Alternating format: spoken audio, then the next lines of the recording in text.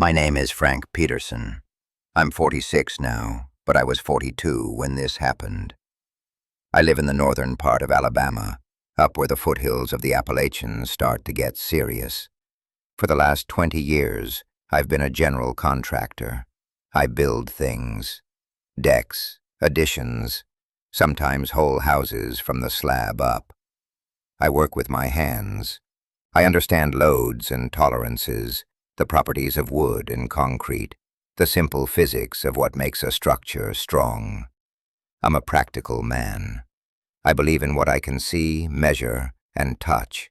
I've never been one for ghost stories or UFOs or any of that stuff you see on late-night TV. To me, the world was always a straightforward place. There were rules, cause and effect, until there weren't. The story I'm about to tell you is going to sound like it came right out of one of those shows. I know that. Half the time, I still don't believe it myself, and I was there.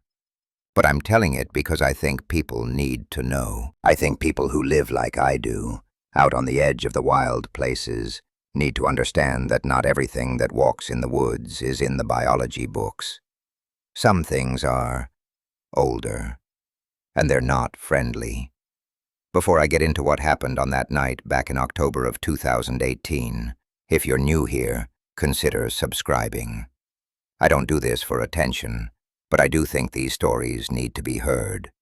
And drop a comment letting me know where you're watching from.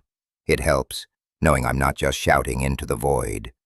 It makes this feel a little less like a confession and more like a warning. All right, let me take you back. My wife, Sarah, and I have a son, Leo. He was 8 at the time. We live on about 7 acres of land that butts right up against a huge tract of state forest. It's dense, old-growth woods, the kind of place where you can get turned around and lost 100 yards from your own property line. I built our house myself, with help from a couple of guys I work with. It's a solid place. 2x6 framing, double-pane windows, anchored deep into the foundation. I built it to withstand an Alabama tornado, not this. The house is my pride and joy because it represents safety. It's the shell I built to protect the 2 people I love most in the world. That's the irony that still gets me. I built a fortress, and on that night, the monster came and knocked on the door. It was a Thursday. The air had that first real bite of autumn in it, the kind that feels clean in your lungs. The leaves were at their peak, all rust and gold, and the sky was that deep, clear blue you only get in October. It was a perfect fall evening. We had a pretty standard routine back then. I'd get home from a job site, dusty and tired. Sarah, who's a school nurse, would usually be home already, helping Leo with his homework at the kitchen table. We'd have dinner together.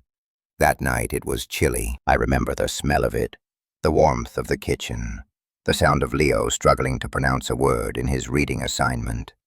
It was all so painfully normal. We had 2 dogs at the time, a 10-year-old chocolate lab named Gus, and a scrappy little beagle mix we'd rescued named Copper. They were good dogs. Gus was the calm, steady one, and Copper was the alarm system. He'd bark if a squirrel so much as looked at our house the wrong way. After dinner, while Sarah was cleaning up, I took the dogs out for their last run before bed. This was part of the routine, same as brushing my teeth.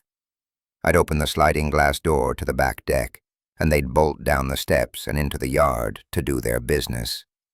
Usually they'd be sniffing around for a good 10 minutes, exploring the edge of the woods. But not that night. The moment I slid the door open, they both froze on the threshold. Gus's hackles, the thick fur along his spine, went up like a brush. I'd only ever seen him do that once before, when a big rattlesnake was coiled up by the woodpile. Copper didn't bark. He didn't even whine. He just let out this low, guttural growl that seemed way too deep for his little body. It was a sound I'd never heard him make. They stood there, side by side, staring out into the darkness beyond the reach of the deck light, refusing to go a single step further. I nudged Gus with my foot. "Come on, boy, go on." He just pressed back against my leg, trembling. That was the first sign. Animals know. They don't have layers of logic and reason and denial to get through. They feel it. They know when a predator is near. I should have listened. I stood there in the open doorway for a minute, feeling the cold air seep into the warm kitchen. The dogs were a solid wall of unease in front of me. I tried to see what they were seeing. Our deck light illuminates the deck itself and about 20 feet of the backyard, and after that, it's just a wall of black. The woods that surround our property are thick with pine and oak, a tangled mess of undergrowth that swallows light completely. I couldn't see anything, but I could feel it. The silence. That was the next thing I noticed. Usually an autumn night in Alabama is a symphony. You've got crickets, katydids, the occasional hoot of an owl, the distant yip of a coyote pack. It's a constant, living sound. But that night, it was dead quiet. Not peaceful quiet. It was a heavy, pressurized silence, the kind that makes your ears feel full. It was the silence of 1,000 tiny creatures holding their breath at once. The entire forest was listening. I remember thinking, bear. We get black bears wandering through from time to time, usually just passing through, more scared of us than we are of them. That would explain the dogs and the silence. I stepped out onto the deck, leaving the dogs whining in the doorway, and pulled the door almost shut behind me. The wood was cold under my bare feet. I yelled out, "Hey, get on out of here!" Just making some noise, trying to spook whatever it was. Nothing, just my own voice, sounding thin and small against the massive silence. And then I smelled it. It wasn't strong, just a whiff on the breeze that was curling around the corner of the house. It was rank, musky, like a wet dog that's been rolling in something dead. But there was another note in it, something acrid and sour, almost like spoiled meat mixed with ammonia. It was a deeply unpleasant, predatory smell. It made the primitive part of my brain stand up and pay attention. My logical side was still trying to fit it into a neat box. A big coyote, maybe with mange. A boar. But it didn't smell like any animal I'd ever encountered in those woods, and I've lived here my whole life. I stood there for another minute, scanning the tree line, feeling more and more foolish. Here I am, a grown man, spooked by a funny smell and some quiet bugs. I turned to go back inside, telling myself I was being ridiculous. That's when I heard the first sound. It was subtle. A single, heavy snap, like a thick branch being broken under a great weight. It came from deep in the woods, maybe 50 yards out, straight back from the deck. And it was followed by nothing. The silence just swallowed it. That was enough for me. I backed into the house, slid the door shut, and made sure the lock was engaged. I even slid the security bar into place, a metal rod that sits in the track. Sarah never bothered with it, but for some reason, I felt I needed it that night. The dogs were still huddled by the door, refusing to leave. I looked at Sarah, who was watching me from the sink. "What's wrong?" she asked. Her voice was calm, but her eyes were worried. "Just think there's something big out there," I said, trying to keep my own voice level. "Probably just a bear. Dogs are spooked. I'll keep 'em in for the night." She nodded, but she kept looking at the dark glass of the door. The feeling of being watched didn't go away when I came inside. It felt like it had followed me in, like the house itself was now under observation. We tried to go back to our evening. Sarah finished the dishes. I went into the living room with Leo to watch a bit of TV before his bedtime. But I couldn't settle. I kept glancing over my shoulder at the big picture window that faced the front yard. Every shadow cast by the headlights of a passing car on the main road seemed to twist into an unnatural shape. The dogs wouldn't settle either. They paced the length of the house, from the back door to the front, their claws clicking nervously on the hardwood floors. Gus would stop and press his wet nose to the bottom of the windows, sniffing the air, a low rumble perpetually vibrating in his chest. It was an atmosphere of pure dread, a slow, creeping poison that was turning our safe, familiar home into a cage. Around 8:30, we were getting Leo ready for bed when we heard it. A loud, solid thump against the back wall of the house. It wasn't like something being thrown. It felt heavier, more deliberate. It was forceful enough to rattle a framed picture on the living room wall. Leo jumped. "What was that, Daddy?" His voice was small. Sarah looked at me, her eyes wide. "Frank?" My heart was hammering against my ribs, but my voice came out steady. "It's okay, buddy. Probably just a big branch falling. Or maybe a deer bumped the house. It happens." But I knew it wasn't a branch. A branch doesn't hit the house sideways, 6 feet off the ground. A deer might, but the sound was wrong. It was a dull, meaty impact. I told Sarah to take Leo into his room and read him a story. I needed them out of the main living area. I went to the hall closet and got my Mossberg 500. It's a 12-gauge pump action I keep for home defense. I'd never had to use it for anything other than scaring off a stubborn raccoon. The weight of it in my hands was comforting, but it also felt completely absurd. I was standing in my own living room with a shotgun because of a noise. I felt like I was losing my mind. I worked my way into the kitchen, which has a window over the sink that looks directly onto the back deck. I kept the lights off, using the dim glow from the living room to see. I stood to the side of the window, not in front of it, and peered out. The security light was on, casting a harsh yellow-white glare over the deck and the yard just beyond it. The world outside looked stark and empty. The swing set where Leo played, the neat stack of firewood against the railing. Nothing. Just shadows and silence. My brain was screaming at me. "You're overreacting. It was nothing. Put the gun away before you scare your family." I was just about to believe it, to lower the shotgun and laugh at my own paranoia, when something moved. It was at the very edge of the light, a flicker of motion, where the manicured lawn met the chaotic darkness of the woods. A shadow detached itself from the other shadows. My first thought, my brain's desperate attempt to categorize the impossible, was that it was a person. A very tall person, wearing a heavy, dark coat. But it didn't move like a person. There was a fluidity to it, a predatory grace that was utterly inhuman. It took a step forward, into the full glare of the security light, and my ability to rationalize what I was seeing simply shattered into a million pieces. It was standing on 2 legs, but they weren't human legs. They were bent backward at the knee, like a dog's or a bird's, a configuration known as digitigrade. I didn't know the word for it then, but I saw the reality of it. It was a physical impossibility for a human.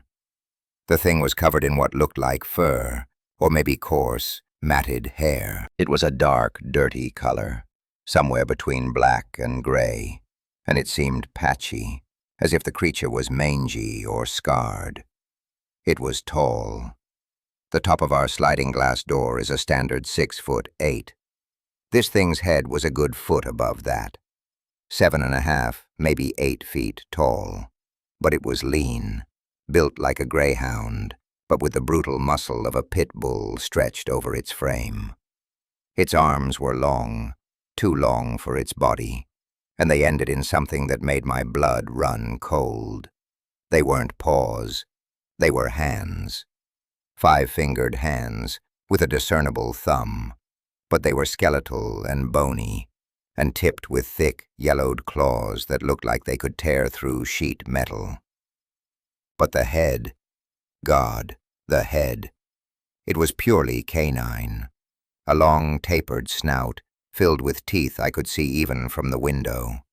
Its ears were pointed and tall, like a German shepherd's, and they swiveled independently of each other, constantly sampling the air for sounds. It turned its head slightly, and the light caught its eyes. They weren't red, like in the movies. They were a pale, luminous yellow-green, like a cat's, but they weren't animal eyes. There was a terrifying, undeniable intelligence in them. They weren't just looking at my house, they were looking for me. It knew I was in there. It was staring right at the kitchen window. I was frozen. Every muscle in my body was locked tight. My mind was a whirlwind of denial and terror. This isn't real. It's a hallucination, a trick of the light. It's a man in a costume. But my contractor's brain, the part of me that understands anatomy and structure, knew. No costume can fake those legs. No mask can have ears that move like that. This was a living, breathing thing, and it was in my backyard. Time seemed to stretch and warp. I don't know how long I stood there, paralyzed, just watching it. It felt like an hour, but it was probably only a few seconds. The creature took another step, then another, moving from the yard onto the wooden steps of the deck. I heard the boards groan under its weight. This was a heavy animal. The sound broke my paralysis. I could hear the faint murmur of Sarah's voice from Leo's bedroom, reading a book. They had no idea. They were in their little bubble of safety, and this thing was about to pop it. I backed away from the window, my heart a frantic drum against my ribs. I had to do something. I had to get them somewhere safer. The master bathroom was the most secure place in the house. It was in the center, with no exterior walls and no windows. I mouthed the word bathroom to Sarah when she glanced out of Leo's room, her face a question mark. Her eyes widened in understanding and fear, and she quickly herded Leo out of his room and down the hall. I heard the bathroom door click shut and the lock engage. I was alone in the main part of the house now, with just a few dozen feet of floor space and a sheet of double-pane glass between me and that thing on my deck. The clicking of the dog's nails had stopped. They were pressed against the wall in the hallway, utterly silent. The creature was at the sliding glass door now.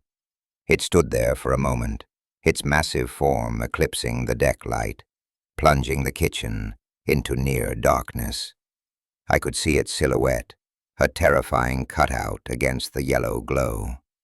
It was so tall its head was bent slightly to look in. It raised one of its clawed hands, and I braced myself for the sound of shattering glass. But it didn't smash it. It did something so much worse, something that haunts me to this day.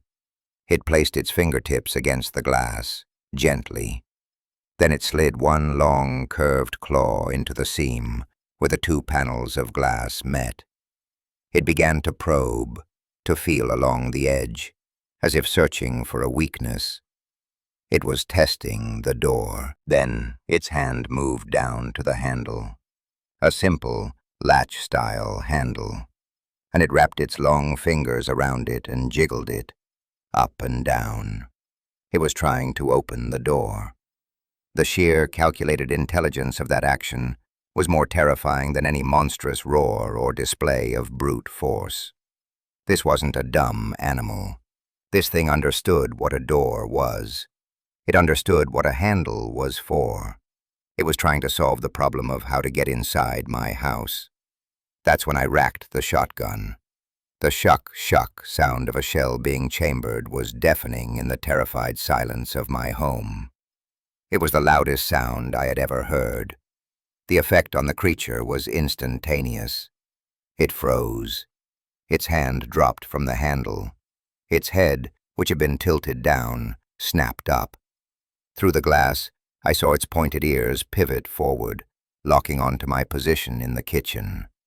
It knew exactly where I was. It stared at me, its form a black mass against the backlight. I couldn't see its expression, but I could feel its focus. It was a palpable force, a wave of cold, predatory attention. The air grew thick and heavy. We were locked in a standoff, a hunter and its cornered prey. And then it did something that proved its intelligence beyond any doubt. It took one deliberate step to the side, moving out of the direct line of the door, pressing its back against the exterior wall of the house, next to the glass. It was using the wall as cover. It knew what the sound of the shotgun meant. It knew it was a weapon, and it was taking tactical steps to avoid being a clear target. My blood ran cold. I was dealing with something that could reason. It could strategize. For a long moment, nothing happened. I stood there, shotgun raised, aimed at the empty glass door, my knuckles white. My ears were straining, trying to pick up any sound of movement over the frantic thumping of my own heart. I could hear Sarah whispering to Leo in the bathroom, trying to keep him calm. I had to end this. I couldn't let it just wait us out. Then, a low sound started, a deep vibration that seemed to come from the creature's chest and travel through the very walls of the house. It was a growl, but it wasn't like a dog's growl. It was deeper, filled with a resonant, guttural quality that spoke of immense size and power. It was the sound of pure, unadulterated malice. The growl rose in pitch until it was a terrifying snarl, and the creature leaned back into view. It pressed its face against the glass, and for the first time, I saw it clearly. Its snout was long and gray, the lips black and wrinkled, pulled back to reveal a nightmare of long, yellow, canine teeth. Its gums were dark, and saliva dripped from its jaws onto the glass, leaving greasy streaks. Its yellow-green eyes were narrowed, boring into me with an expression of pure, hateful rage. It knew I was the one preventing it from getting what it wanted. What that was, I didn't dare to think. It raised its hand again, the one with the terrible claws, and deliberately, slowly, dragged the tips down the pane of glass. The sound was like nails on a chalkboard, magnified 1,000 times, a high-pitched, grating shriek that set my teeth on edge and made me want to claw my own ears off. It was a threat, a promise. It was telling me that this thin sheet of glass wasn't going to stop it. The screech of claws on glass was followed by a sound of splintering wood. It had turned its attention to the door frame. A heavy, rhythmic thud, thud, thud began to echo through the house. It was using its shoulder, trying to break the door down. I saw the frame around the sliding door begin to bow inward. The security bar I'd wedged in there was the only thing holding it. But the wood around the lock was starting to splinter. It wasn't going to hold for long. My mind was racing. I couldn't shoot through the glass. The shot would spread. Pellets could ricochet around the kitchen. Or worse, go straight through the interior walls toward the bathroom where my family was hiding. I had to get them out. The front door was our only option. I started backing away from the kitchen, keeping the shotgun leveled at the groaning, splintering back door. "Sarah," I yelled, my voice cracking. "We have to go. Front door. Now." The thudding stopped. The silence that followed was somehow worse. I heard a scraping sound, and then the creature's head appeared in the window again, its eyes tracking my movement as I backed down the hallway. It saw my plan. It knew I was making a run for it. I reached the hallway that led to the front of the house. I could see the bathroom door at the other end. "Sarah, come on!" I screamed. The bathroom door opened, and she came out, pulling a terrified, crying Leo behind her. She was pale as a ghost, but her eyes were clear and determined. "Go," I told her. "Get to the truck. I'm right behind you." The thudding at the back door started again, faster and more frantic this time. Crack! A loud noise, like a rifle shot, echoed through the house as a piece of the door frame gave way. The security bar was bent at a sickening angle. We didn't have seconds. Sarah and Leo ran past me toward the front door. I kept backing up, my eyes glued to the kitchen entrance, expecting that thing to come bursting through at any moment. Sarah fumbled with the deadbolt on the front door. It seemed to take an eternity. And then, as the lock clicked open, a pair of brilliant white lights swept across our front windows, illuminating the living room. Headlights. A vehicle was pulling into our driveway. The engine noise, the crunch of tires on the gravel, it was the most beautiful sound I had ever heard. The pounding at the back of the house stopped instantly. Complete silence. Sarah had the front door open and was pulling Leo out onto the porch. I risked a glance toward the kitchen. The silhouette was gone from the back door. From the front porch, I could see it was my neighbor, Dave, who worked the second shift at the local plant, just getting home. His headlights were pointed directly at our house. I bundled Sarah and Leo behind me and raised the shotgun, scanning the darkness. Then I saw it. For just a second. A huge, dark shape, moving with impossible speed, vaulted over the deck railing, cleared the back fence in a single bound, and melted into the blackness of the woods. It was gone as if it had never been there. Dave must have seen the three of us standing on the porch, me with a shotgun, Sarah holding a crying child. He killed his engine and got out of his truck, his face etched with concern. "Frank? Everything all right over here?" I couldn't speak for a moment. My body was shaking uncontrollably, the adrenaline dump hitting me like a physical blow. Sarah managed to stammer something about a bear trying to get in. It was the only explanation that made any sense, the only word our reality could offer for the nightmare we'd just experienced. Dave, bless his heart, took it at face value. He walked around to the back of the house with a heavy mag light. I followed, the shotgun still feeling like it was glued to my hands. The sight on the deck stopped us both cold. The sliding glass door was covered in long, deep gouges, 4 parallel scrapes running from top to bottom. The frame was shattered, the wood splintered and broken where the lock mechanism was. The metal security bar was bent into a U shape, and on the deck, in a small puddle of what looked like dirty water, were tracks. They weren't bear tracks. A bear track is flat-footed, almost human-like. These were canine, but they were enormous, bigger than my hand. And there were 5 toes, not 4, with deep impressions where the claws had dug into the wood. I called the sheriff's department. I felt like a fool doing it, but I had to. I had to make an official report. A deputy arrived about 30 minutes later. He was young, professional, but you could see the tired skepticism in his eyes. I told him the same story. A very large animal, maybe a bear, tried to break into our back door. He took notes. He looked at the damage.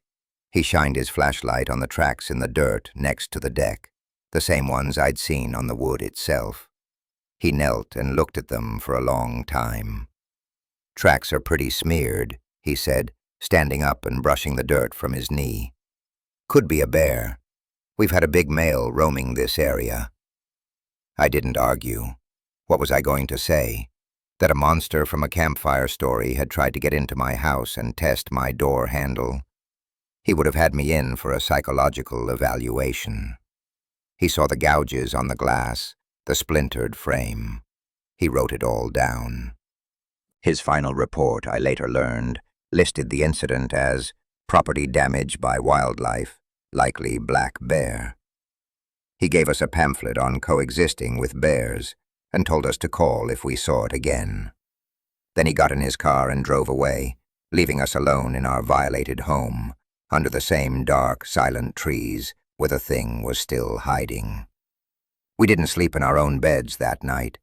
The 3 of us huddled together on the couch in the living room, every light in the house blazing, the shotgun leaning against the wall next to me. The dog stayed with us, pressed against our legs, still trembling. The safety I had felt in that house, the sense of security I had built with my own 2 hands, was gone. It had been stolen by a pair of intelligent, yellow-green eyes. The next morning, the world looked disgustingly normal. The sun came up, the birds started singing again, and the woods just looked like woods. But everything had changed. The damage to the door was a stark physical reminder that it wasn't a dream. I spent the entire day reinforcing the house. I replaced the sliding door with a solid steel one with 3 deadbolts. I installed heavy-duty security screens over all the windows.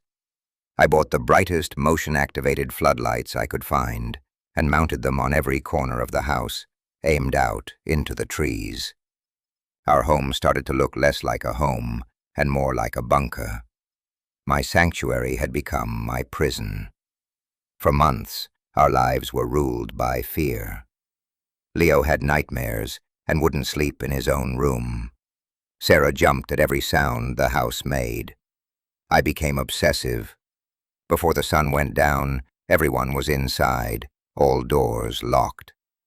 I never went outside after dark without the shotgun in my hands. The dogs were never the same.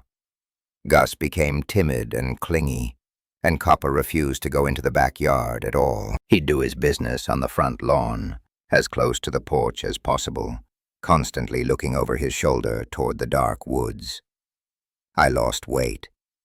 I couldn't sleep for more than an hour or 2 at a time, jolted awake by the memory of claws on glass, of a handle being tested. I started doing something I never thought I would do. Late at night, when Sarah and Leo were asleep, I'd go online. I started with search terms that felt insane to type.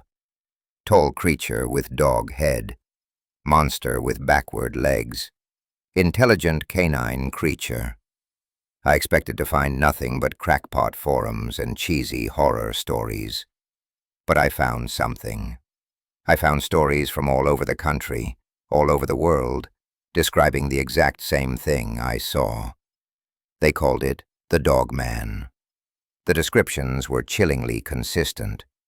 7 to 8 feet tall, covered in dark fur, digitigrade legs, canine head with intelligent eyes, and the hands. Almost every account mentioned the human-like hands with claws. They talked about the unnatural silence in the woods before an encounter. They talked about the rank, musky smell. Reading those accounts was a strange mixture of terror and validation. I wasn't crazy. Other people, normal people like me, hunters, hikers, homeowners, had seen it too. But that knowledge brought no comfort. It just confirmed that the monster was real, and it wasn't just in my backyard. It was out there, in the dark places, and it was watching. Sarah and I rarely spoke of it directly. It was the incident, or that night. To give it a name, to talk about what it truly was, felt like giving it more power, like inviting it back. But the unspoken truth hung in the air between us, a permanent shadow on our lives. Our sense of the world had been fundamentally broken.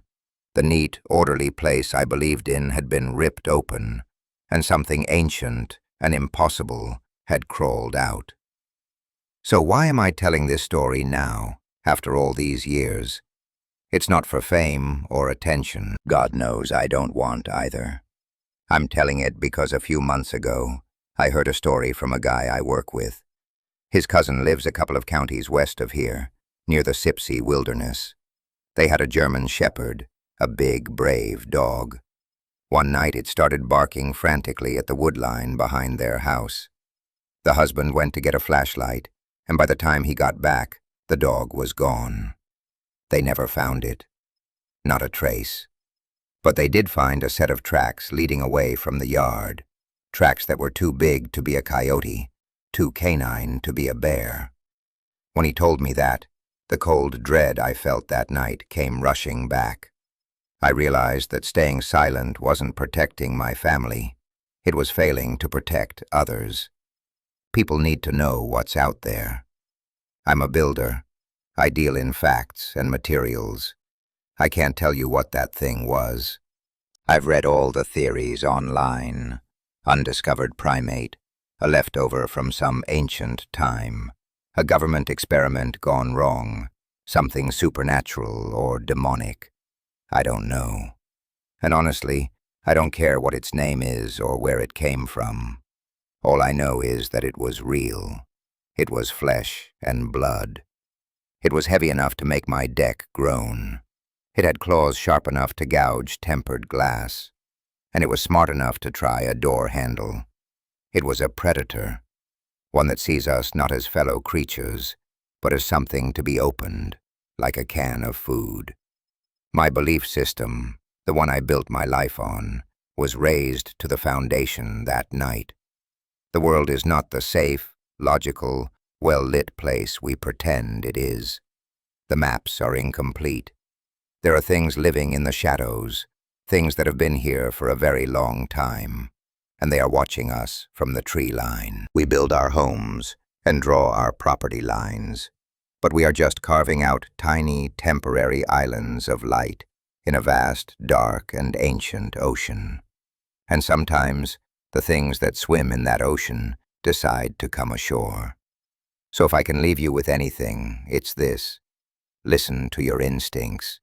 Listen to your animals. If you live on the edge of the woods, and one night everything goes silent, don't ignore it. Don't try to explain it away. Get your family, get inside, and lock your doors. Put a bar in the track of your sliding glass door, because you might think you're safe inside your sturdy, well-built house. But there are things out there that see your home not as a fortress, but as a puzzle. And they are patient. They have time. And they know how to work a handle. The image that will never leave me, the one that I see when I close my eyes, isn't the teeth or the claws. It's the moment of quiet calculation I saw in those yellow-green eyes through the glass. The look of a thinking, reasoning creature that was annoyed, not frightened, by the lock on my door. It wasn't just a monster. It was a trespasser. And I know, with a certainty that chills me to my soul, that it will be back to try the door again.